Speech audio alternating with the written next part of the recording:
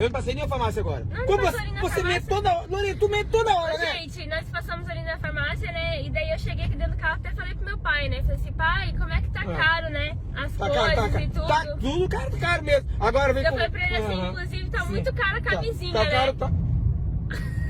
O que tá caro, filho? Égua? O que tá caro?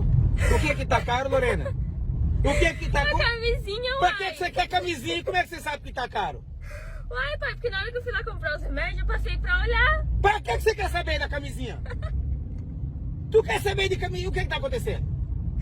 Uai, pai, eu quero investigar, ué. Investigar Qual o quê? farmácia- Qual farmácia que tá mais barata? Mas por porque que dá você quer- diferença de preço, Não, entendeu? mas pra que você quer saber de camisinha?